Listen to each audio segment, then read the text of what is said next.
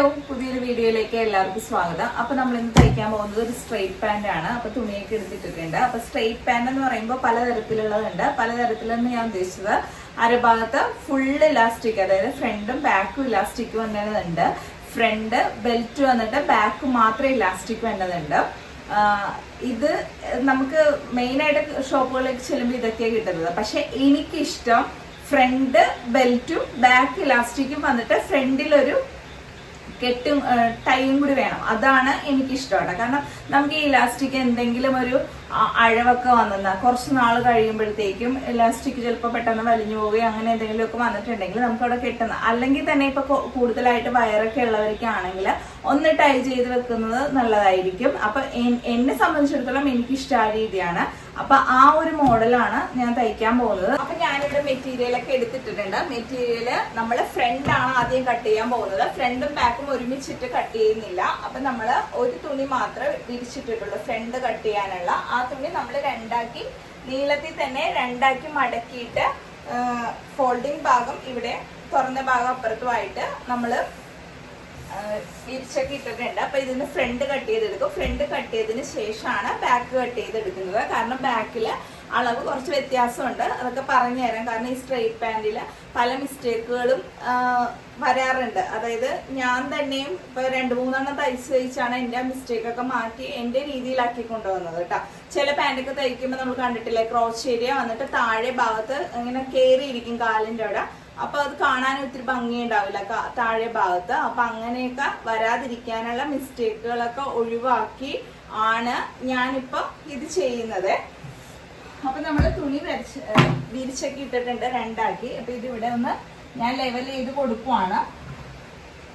Level ചെയ്തിട്ട് നമ്മള് താഴത്തുനിന്ന് ഒരു 2 ഇഞ്ച് കേട്ടോ, താഴെ ഭാഗത്തുനിന്ന് ഇപ്പൊ ലെവൽ ചെയ്തത് ഇവിടെ വരച്ചിട്ടുണ്ട്. അവിടെ നിന്ന് ഒരു 2 ഇഞ്ച് ഞാൻ അടയാളപ്പെടുത്തുവാണേ.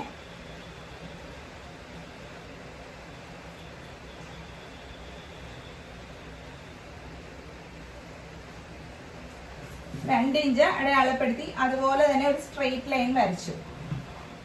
അതായത് താഴെ ഭാഗത്തൊന്ന് ലെവൽ ചെയ്ത് ഒരു വര വരച്ചിട്ട് അവിടെ നിന്ന് മേലിലേക്ക് 2 ഇഞ്ച് അടയാളപ്പെടുത്തി ഒരു സ്ട്രെയിറ്റ് ലൈൻ വരച്ചു. ഇനി എനിക്ക് ലെങ്ത് വേണ്ടത് 36 ആണ്. അപ്പൊ ഞാൻ 36 ഇതിന്ന് ലെങ്ത് എടുക്കാൻ പോവാണ്. എത്രയാണോ വേണ്ടത്, അതായത് ഈ 2 ഇഞ്ച് ഒഴിവാക്കിയാണ് ഞാൻ 36 ഇനി എടുക്കാൻ പോകുന്നത് കേട്ടോ. 2 ഇഞ്ച് ഒഴിവാക്കി 2 ഇഞ്ച് കൂടി കൂട്ടുമ്പോ 38 വരും. അപ്പൊ എനിക്ക് വേണ്ട ലെങ്ത് 36 ആണ്. അപ്പൊ ഈ 2 ഇഞ്ച് ഒഴിവാക്കിയിട്ട് ഞാൻ മേളിലേക്ക് 36 അടയാളപ്പെടുത്തുവാണേ. 36 ഇവിടെ വരക്കുവാണ് കേട്ടോ.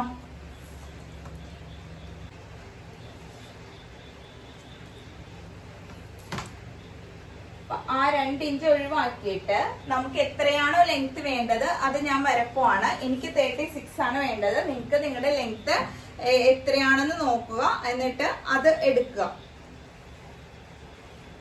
ഇതിപ്പോ ഒരു ആംഗിൾ ലെങ്ത്തിൽ ആംഗിൾ അല്ല, അതിനേൽ ഇത്തിരി കൂടി ഇറക്കം എനിക്ക് വേണം കേട്ടോ. അപ്പൊ ഞാൻ എന്റെ ആവശ്യത്തിനുള്ള ഇറക്കം കൊടുത്തിട്ടുണ്ട്. അത് 36 ആണ്. ഈ 36 അടയാളപ്പെടുത്തിയെടുത്ത് നമ്മള് ഒരു 12 എടുത്ത് അടയാളപ്പെടുത്തുകയാണ്. അതായത് എന്റെ ഹിപ്പ് റൗണ്ട് എന്ന് പറയുന്നത്, ഹിപ്പിന്റെ അവിടുത്തെ അളവ്, റൗണ്ട് അളവ് എന്ന് പറയുന്നത് 40 ആണ്. അപ്പൊ 40/4, കാരണം ഫ്രണ്ടില് പകുതി ബാക്കിൽ പകുതി. അപ്പൊ ഫ്രണ്ട് നമ്മൾ രണ്ടാക്കി മടക്കിയിട്ടുണ്ട്, ബാക്ക് രണ്ടാക്കി മടക്കിയിട്ടുണ്ട്. അപ്പൊ 4 വെച്ച് ഡിവൈഡ് ചെയ്യണം. അപ്പൊ 40/4 ചെയ്യുമ്പോൾ 10 കിട്ടും. ആ 10 + 2 ഇഞ്ച് തയ്യൽത്തുമ്പോ കൂടുതൽ എടുക്കണം. അങ്ങനെ എനിക്ക് 12 കിട്ടി. അപ്പൊ ഞാൻ ആ 12 ഇവിടെ അടയാളപ്പെടുത്തുവാണ്.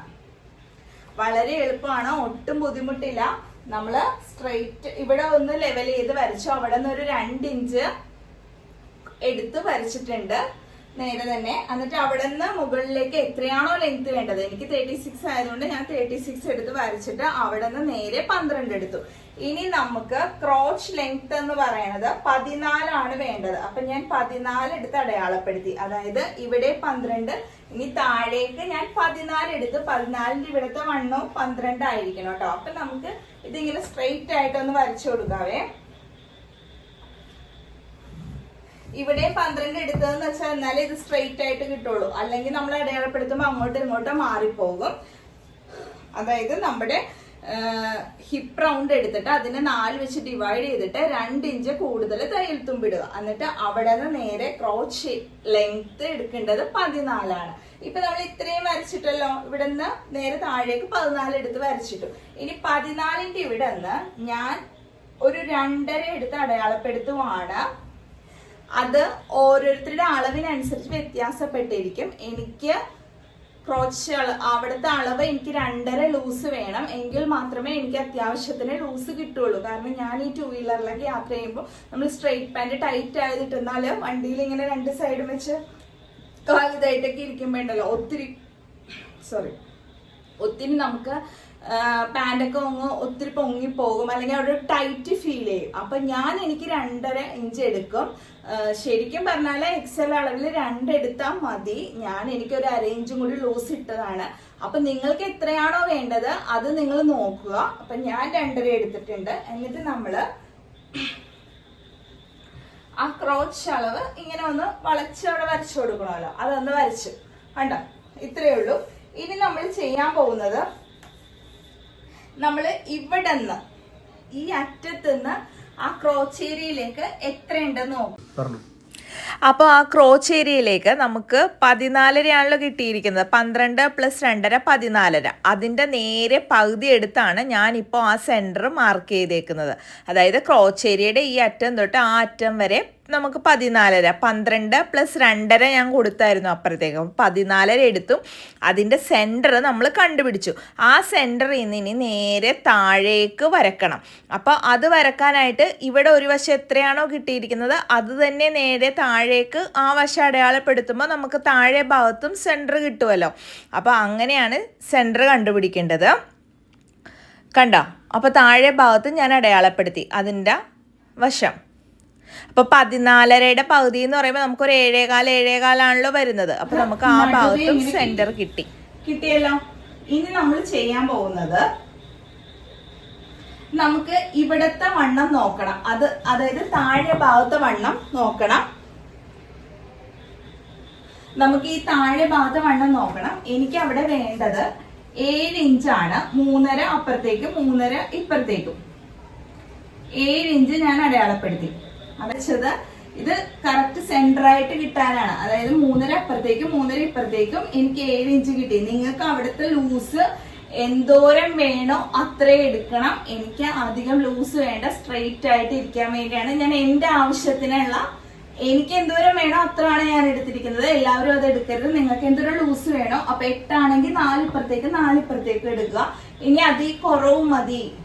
ചെറിയ അളവാണ്, സ്മോൾ അളവാണെങ്കിൽ അളവ് വ്യത്യാസപ്പെടുത്തണം. അപ്പൊ ഇത്രയും എടുത്തല്ലോ. ഇനി നമ്മൾ ചെയ്യാൻ പോകുന്നത്, ഇവിടെ നിന്ന് ഇങ്ങനെ സ്ട്രെയിറ്റ് ആയിട്ട്, അതായത് നമ്മുടെ ഈ ക്രോച്ചിന്റെ അളവില്ലേ അവിടെ വരെ ഈ അളവ് ഇങ്ങനെ സ്ട്രെയിറ്റ് ആയിട്ട് വരച്ചു കൊടുക്കുക. ഈ ഭാഗത്ത് സ്ട്രെയിറ്റ് ആയിട്ട് വരക്കുക. ഈ ക്രോച്ചിന്റെ അളവ് മേളിലോട്ട് ഞാൻ വരച്ചിട്ടില്ല, ഇവിടെ നിന്നാണ് ഇങ്ങോട്ട് സ്ട്രെയിറ്റ് ആക്കിയത്. ഇനി മേളിലേക്ക് നമുക്കൊന്ന് സ്ട്രെയിറ്റ് ആക്കി കൊടുക്കാം കേട്ടോ. ആ അരികു കണ്ടേ, ഇത് ശരിക്കും ഓപ്പൺ ചെയ്താൽ മതി. പക്ഷെ ഓപ്പൺ ചെയ്യുമ്പോൾ നമ്മൾ തയ്ച്ചു വരുമ്പോണ്ടല്ലോ അവിടെ ചെറിയൊരു സ്ട്രെയിറ്റ് അല്ലാതെ ഇരിക്കും. അപ്പൊ അതൊന്ന് സ്ട്രെയിറ്റ് ആയി കിട്ടാൻ നമുക്കൊന്ന് വരച്ചിട്ട് ഒന്ന് കട്ട് ചെയ്ത് കൊടുക്കണം. കണ്ടോ? ഇപ്പൊ ഇവിടെ സ്ട്രെയിറ്റ് ആയി കിട്ടി. അതായത് ഇവിടെ നിന്ന് ഇങ്ങോട്ട് ചരിഞ്ഞ് കിട്ടി. നിങ്ങൾക്ക് ഷേപ്പ് കാണാന്ന് വിചാരിക്കുന്നു. ഇനി നമുക്ക് പാന്റ് ഒക്കെ കട്ട് ചെയ്യുന്ന സ്കെയിലാണ് ഇത്. കണ്ടോ? എളുപ്പമാണ്. ഈ സ്കെയിൽ ഉണ്ടെങ്കിൽ ഇത് വെച്ചിട്ട് നമുക്ക് ആ ഷേപ്പ്, ഇവിടത്തെ ഷേപ്പ് എന്ന് പറയുന്നത് ഈ ഷേപ്പിലാണ് വരേണ്ടത്. അതങ്ങ് ഇനിയിപ്പോ അഥവാ അതില്ലെങ്കിലും നമ്മള് പാന്റിന്റെ ഇവിടത്തെ ഷേപ്പ് എടുക്കുമ്പോൾ ഒന്ന് വളച്ചു കൊടുക്കില്ലേ, അതുപോലെ അങ്ങ് റെഡിയാക്കിയാൽ മതി. ഇതിപ്പോ എനിക്ക് സ്കെയിൽ ഉള്ളതുകൊണ്ട് ഞാൻ അവിടെ അങ്ങ് വരച്ചു. കണ്ടല്ലോ? അപ്പൊ ഇതിങ്ങനെ വരച്ചിട്ടിട്ടുണ്ട്. ഇത്രയേ ഉള്ളൂ. വളരെ എളുപ്പമാണ്. നിങ്ങൾക്ക് ഈ അളവ്, ഇപ്പൊ എടുക്കുന്ന അളവ് നമുക്ക് സ്വിങ് അലവൻസ് ഇൻക്ലൂഡഡ് ആയിട്ടുള്ള അളവാണ്. ഇനി പ്രത്യേകം സ്വിങ് അലവൻസ് ഇടണം എന്നില്ല. അതനുസരിച്ചാണ് ഞാൻ ലൂസ് ഇട്ട് അളവ് എടുത്തേക്കുന്നത്. നിങ്ങൾ ടൈറ്റ് ആയിട്ട് എടുക്കുന്നതെങ്കിൽ പ്രത്യേകം സ്വിങ് അലവൻസ് പിന്നെ വേറെ ഇട്ട് കൊടുക്കണം. അപ്പൊ അത് ഇത്ര ലൂസാക്കി എടുത്താൽ മതി. അപ്പൊ നമുക്ക് ഇങ്ങനെ കറക്റ്റ് ആയിട്ട് വരച്ചെടുക്കാം. അല്ലെങ്കിൽ പിന്നീട് നമ്മള് ആ സ്വിങ് അലവൻസ് ഒക്കെ ഇടുമ്പോഴത്തേക്ക് പിന്നെ ആ ലൈനിങ് കൂടി നമ്മൾ ഷേപ്പ് അനുസരിച്ച് പിന്നെയും വീണ്ടും വരക്കാൻ നിൽക്കണം. അപ്പൊ ഇത് ഇങ്ങനെ തന്നെ എടുത്താൽ മതി. അപ്പൊ ഇത്രയേ ഉള്ളൂ. ഇനി നമുക്ക് ഫ്രണ്ട് കട്ട് ചെയ്തെടുക്കാവേ. സിസേഴ്സ് എടുത്തിട്ട് വരട്ടെ. അപ്പൊ ഞാനത് കട്ട് ചെയ്തെടുക്കുവാണേ.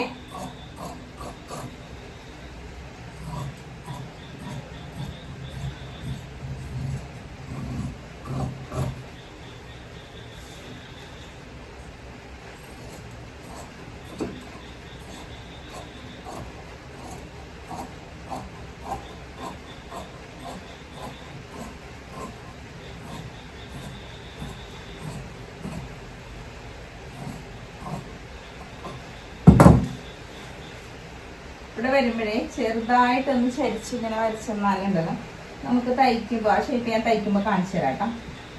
കറക്റ്റായിട്ട് കിട്ടും. തുണി കയറി ഇറങ്ങി പോകത്തില്ല കേട്ടോ. ആ ലെവൽ ചെയ്ത ഭാഗം കട്ട് ചെയ്ത് മാറ്റണം കേട്ടോ.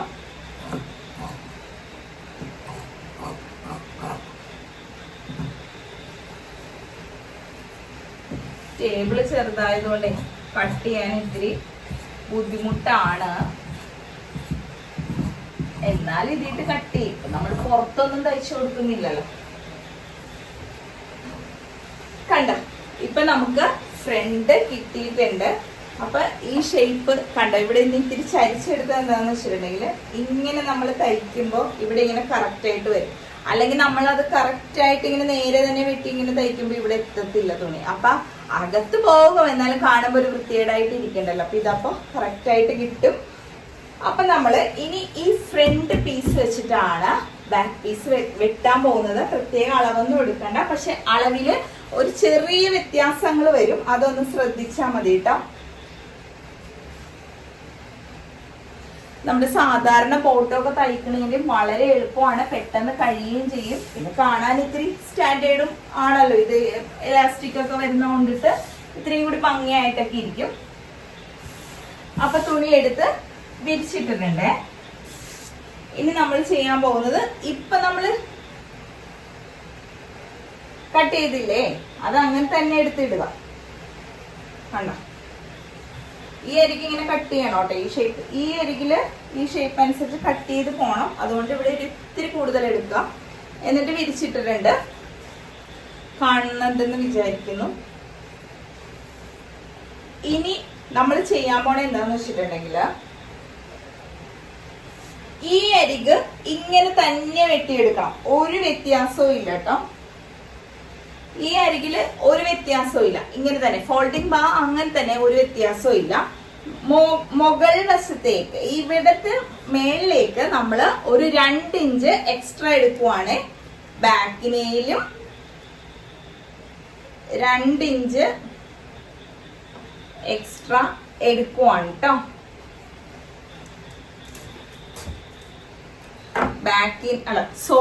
ഞാൻ ബാക്കിനേലും അല്ല ഫ്രണ്ടിനേലും 2 ഇഞ്ച് അവിടെ അധികമായിട്ട് കൊടുക്കണം. ഈ നമ്മള് ഈ ഹിപ്പിന്റെ ആ വരുന്ന ഭാഗമില്ല, അത് ഒന്നുകൂടി 2 ഇഞ്ച് മുകളിലേക്ക് കൊടുത്തു. എന്നിട്ട് ആ 2 ഇഞ്ചിൽ നിന്നാണ് നമ്മള് ക്രോച്ച് ഇങ്ങനെ വരച്ചു കൊടുക്കുന്നത്. കണ്ടല്ലോ. പക്ഷെ നമുക്ക് ഈ ക്രോച്ച് പോരാ. ഈ 2 ഇഞ്ചില്ലേ, ഈ ഭാഗത്തെല്ലായിടത്തും ഞാൻ ഒരു 2 ഇഞ്ച് കൊടുക്കുവാണ്. കാരണം നമ്മളൊന്ന് ചിന്തിച്ചു നോക്കിയാൽ നമുക്ക് ബാക്കില് അധികം വേണം തുണി, ഫ്രണ്ടിനേലും. അപ്പൊ നമ്മള് അവിടെ കൂടുതലായിട്ട് തുണി കൊടുക്കണം. അതായത് നമ്മള് ഈ 2 ഇഞ്ച് എല്ലായിടത്തും, ഈ സൈഡില്ലേ ഈ ക്രോച്ച് ഭാഗത്ത് എല്ലായിടത്തും ഈ 2 ഇഞ്ച് തന്നെ കൊടുക്കുവാണ് കേട്ടോ. ക്രോച്ച് വരെ 2 ഇഞ്ച് കൊടുക്കണം കേട്ടോ. ക്രോച്ച് വരെ കറക്റ്റ് ആയിട്ട് ടേപ്പ് വളച്ച് 2 ഇഞ്ച് അടയാളപ്പെടുത്തുക. പിന്നെ അവിടെ നിന്ന് താഴേക്ക് 2 ഇഞ്ച് കൊടുക്കണ്ട. കാരണം 2 ഇഞ്ച് കൊടുത്താൽ ഒത്തിരി ലൂസായി പോകും, നമ്മുടെ ഷേപ്പും പോകും. നമുക്ക് അവിടെ നിന്ന് താഴേക്ക് ഒരു ഇഞ്ച് കൊടുത്താൽ മതി കേട്ടോ ലൂസ്.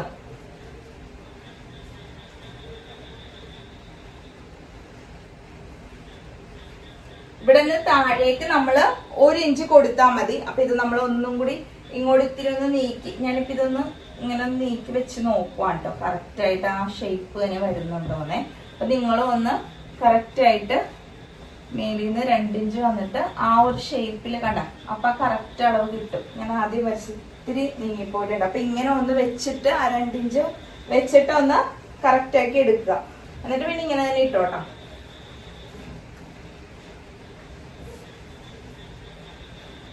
ഇതെടുക്കുമ്പോ ഈ മേളത്തെ 2 ഇഞ്ച് അത് കറക്റ്റ് ആയിട്ട് തന്നെ നോക്കണം കേട്ടോ. കണ്ട, എന്നിട്ട് ഈ താഴേക്ക് 1 ഇഞ്ച് എടുത്താൽ മതി കേട്ടോ, 2 ഇഞ്ച് വേണ്ട. 2 എടുത്താൽ ഒത്തിരി ലൂസായി പോവും. ഞാൻ അങ്ങനെ എനിക്ക് തയ്ച്ചു നോക്കിയതാണ്, അതുകൊണ്ടാണ് പറയുന്നത്. 1 ഇഞ്ച് മതി. അപ്പൊ ഇവിടെ നിന്ന് താഴേക്ക് 1 ഇഞ്ച് ലൂസിട്ട് നമ്മള് കൊടുക്കുവാണ്. അപ്പൊ നമ്മൾ ആ 1 ഇഞ്ച് ലൂസിൽ ഒന്ന് സ്ട്രെയിറ്റ് ആയിട്ടൊന്ന് വരച്ചു കൊടുക്കാവേ. വേണ്ട, അപ്പൊ നമുക്ക് അങ്ങനെ കിട്ടി. അപ്പൊ ഫ്രണ്ടിനേലും ബാക്ക് വ്യത്യാസപ്പെടുത്തിയത് മുകളിലേക്ക് 2 ഇഞ്ച് എടുത്തു. പിന്നെ ക്രോച്ച് സൈഡൊക്കെ നമ്മൾ 2 ഇഞ്ച് കൂട്ടി ഇത്തിരി കൂടി വണ്ണം. പിന്നെ ക്രോച്ച് കഴിഞ്ഞിട്ട് താഴേക്ക് വരുമ്പോഴത്തേക്കും 1 ഇഞ്ച് ഈ സൈഡ്, അതായത് ഫ്രണ്ടിനേലും 1 ഇഞ്ച് കൂടുതൽ ഇട്ടു. ബാക്കി നമ്മളെല്ലാം ഈ ഷേപ്പിൽ തന്നെ കട്ട് ചെയ്തെടുക്കുവാണ്. അപ്പൊ ഇവിടെ കട്ട് ചെയ്യുമ്പോ ഉണ്ടോ, ഈ 2 ഇഞ്ച് വരെ ഇങ്ങനെ കട്ട് ചെയ്യണം ഉണ്ടല്ലോ. എന്നിട്ട് നമ്മള് ബാക്ക് ഉണ്ടോ കട്ട് ചെയ്തെടുക്കുവാണ്.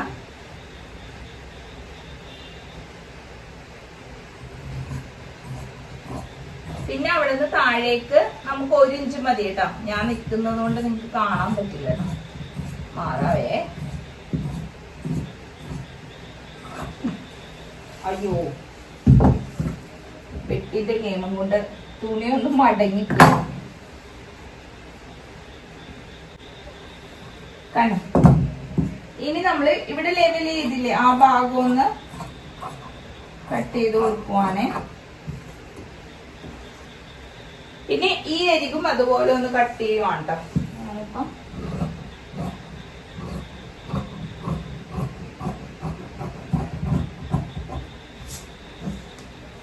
ഇവിടെ ഒരു ഇത്തിരി കുറഞ്ഞു പോയിട്ട് ഞാൻ കട്ട് ചെയ്ത് വന്നപ്പോ കുഴപ്പമില്ല.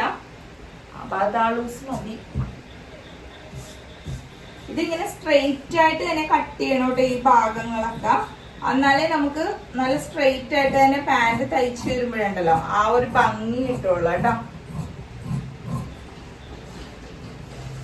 നിങ്ങളുടെ കയ്യില് ഇനി സാധാരണ ഒരു സ്കെയിലാണെങ്കിലും അത് വെച്ചൊന്ന് വരച്ചിട്ട് കട്ട് ചെയ്യണേ.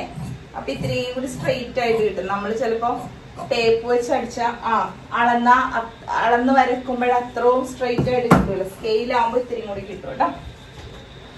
അപ്പൊ ഇത് വെട്ടിയെടുത്തിട്ടുണ്ട്. ഇനി ഇതിൽ കട്ട് ചെയ്യാനുള്ളതെന്ന് വെച്ചാല് നമ്മളിപ്പോ എടുത്ത അളവുകളെല്ലാം നമ്മുടെ എലാസ്റ്റിക്കിന്റെ വശവും ഫ്രണ്ട് ബെൽറ്റിന്റെ വശവും ഒഴിവാക്കിയുള്ളതാണ്. അവിടെ നമ്മള് എക്സ്ട്രാ നമ്മുടെ എലാസ്റ്റിക്കിന് എത്രയാണോ വേണ്ടത്, അതായത് 1 ഇഞ്ച് വീതിയുള്ള എലാസ്റ്റിക്കാണ് ഇടുന്നതെങ്കിൽ നമ്മള് ഒരു 2 ഇഞ്ച് വീതിയില് പ്ലസ് തയ്യൽ തുമ്പും വേണമല്ലോ. അപ്പൊ 2.5 ഇഞ്ച് വീതിയിലെ ബെൽറ്റ് പീസ് മടങ്ങി 2.5 ഇഞ്ച് കിട്ടണം. അപ്പൊ ആ രീതിയിൽ നമ്മള് മടങ്ങി മൊത്തത്തിൽ 2.5 ഇഞ്ച് വേണം. മടങ്ങി വരുമ്പോ അത് പകുതിയാവും. 1 ഇഞ്ച് എലാസ്റ്റിക് കയറ്റത്തക്ക വിധത്തിലാവും കേട്ടോ. അപ്പൊ ഇനി ഇതിൽ ചെയ്യാനുള്ളത് എന്താന്ന് വെച്ചിട്ടുണ്ടെങ്കില്, ഇനിയാണ് ഇതിന്റെ പ്രധാനപ്പെട്ട ഭാഗം എന്ന് പറയുന്നത്. കാരണം അത് കട്ട് ചെയ്തിട്ടുണ്ടെങ്കിലേ ഉള്ളൂ നമുക്ക് സ്ട്രെയിറ്റ് പാന്റ് കറക്റ്റ് ഷേപ്പിൽ കിട്ടുള്ളൂ. ഇങ്ങനെ അടിച്ചു കഴിഞ്ഞാൽ ഞാൻ ആ പറഞ്ഞ രീതിയിൽ ഈ താഴെ ഭാഗം ഉണ്ടല്ലോ, ഈ സൈഡ് ഇങ്ങനെ പൊങ്ങിയിരിക്കും. അപ്പൊ കാണാൻ ഒരു ഭംഗി ഉണ്ടാവില്ല. ഇനി നമ്മൾ ചെയ്യുന്നത് എന്താന്ന് വെച്ചാല്, നമ്മളിവിടെ നിന്ന് ബാക്ക് 2 ഇഞ്ച് മുകളിലേക്ക് കൊടുത്തില്ലേ, അവിടെ നിന്ന് ഇങ്ങനെ കോണിച്ചൊന്ന് വരച്ചു കൊടുക്കണേ. അതായത് നിങ്ങൾക്ക് ഇതിങ്ങനെ വരക്കുമ്പോ കാണാന്ന് ഞാൻ കാണുന്നുണ്ടെന്ന് വിചാരിക്കുന്നു. ഇവിടെയാണ് കൂടുതൽ വേണ്ടത്, ഈ ക്രോച്ച് ഏരിയയുടെ അവിടെ. ഇവിടെ നിന്ന് ഇങ്ങോട്ട് വേണ്ട, അധികം വേണ്ട. ഓക്കെ, അപ്പൊ നമ്മൾ ഇതിൽ തന്നെ ഇലാസ്റ്റിക്കും ബെൽറ്റ് പീസും ചെയ്യാത്തതിന്റെ കാര്യം ഇതാണ്. സെപ്പറേറ്റ് തുണി എടുക്കുന്നത് എന്താന്ന് വെച്ചിട്ടുണ്ടെങ്കിൽ ഇവിടെ ഈ വളവും തിരിവൊക്കെ വരും. അതൊക്കെ നമുക്ക് ആ സെപ്പറേറ്റ് ഇട്ട് അടിച്ചാലേ ആ വ്യത്യാസം മനസ്സിലാവുള്ളൂ. അപ്പൊ ഇത് ബാക്കിൽ നമ്മളിങ്ങനെ കൂടുതലായിട്ട് കോണിച്ചിങ്ങനെ വരക്കും. അപ്പൊ ഈ ഭാഗം കട്ടായി പോകാണ്ട് 2 ഇഞ്ച് എടുക്കണ ഈ സൈഡ് കട്ടായി പോയിക്കോളും. അപ്പൊ ഞാൻ കട്ട് ചെയ്യുമ്പോ നിങ്ങൾക്ക് അതിന്റെ ഷേപ്പ് മനസ്സിലാവും കേട്ടോ.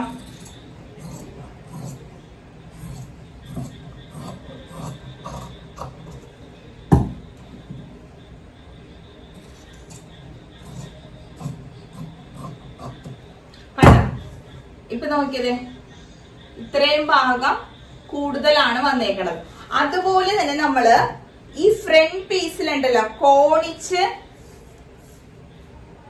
1 ഇഞ്ച്, അതായത് ഈ വശത്ത് 1 ഇഞ്ച്. അപ്പൊ ഇവിടെ നിന്ന് ഇങ്ങനെ നമ്മൾ ഈ മേളിൽ കട്ട് ചെയ്ത അതുപോലെ തന്നെ താഴേക്ക് 1 ഇഞ്ച്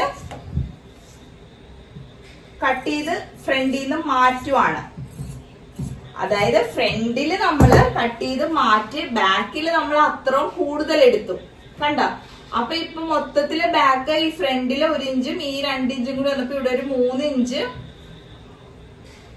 3 ഇഞ്ചോളം നമുക്ക് അവിടെ ബാക്ക് കൂടുതൽ കിട്ടിയിട്ടുണ്ട്. ബാക്ക് ഇങ്ങനെ കോണിച്ചിരിക്കണം. അതായത് നമുക്ക് അവിടെ ക്രോച്ച് ബാക്ക് ഇങ്ങനെ വരുമ്പോഴത്തേക്കും ഉണ്ടല്ലോ, ഇത്രയും തുണി അവിടെ കൂടുതൽ മേളിൽ കൊടുത്തില്ലെങ്കിൽ നമുക്ക് പാന്റ് ബാക്കിൽ നിന്ന് ഇങ്ങനെ ഇറങ്ങി ഇറങ്ങി പോരും.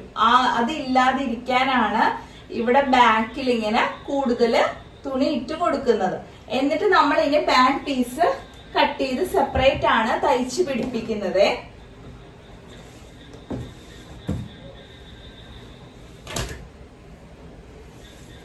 അപ്പൊ ഇതിന്ന് ബാൻഡ് പീസും കൂടി കട്ട് ചെയ്ത് എടുക്കാം.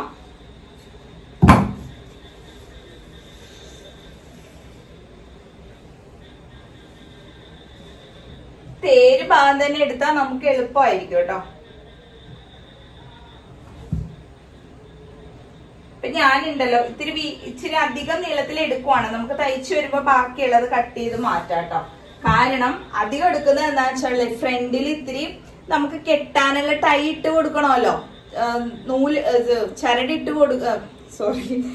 നമ്മൾ ആ കെട്ടുന്ന അതിട്ട് കൊടുക്കുമ്പോഴുണ്ടല്ലോ, എന്താണോ പറയുന്നത്, അതിട്ട് കൊടുക്കുമ്പോ നമുക്ക് അവിടെ തുറന്നിരിക്കണ്ടേ. അപ്പൊ അവിടെയൊക്കെ മടക്കി എടുക്കണം. അപ്പൊ ഞാൻ ഇതിനേലും നമുക്ക് അരവണ്ണം ഇതിൽ വന്നേക്കണയിലും ഒരു 2 ഇഞ്ച് ഞാൻ കൂടുതൽ ഇട്ട് ബാൻഡ് പീസ് കട്ട് ചെയ്ത് എടുക്കുന്നുണ്ട് കേട്ടോ. അപ്പൊ ഈ അളവാണ് ഇവിടെ വന്നേക്കണത്. ഇനി ഇത് ഒരു 3 എടുത്ത് ഞാൻ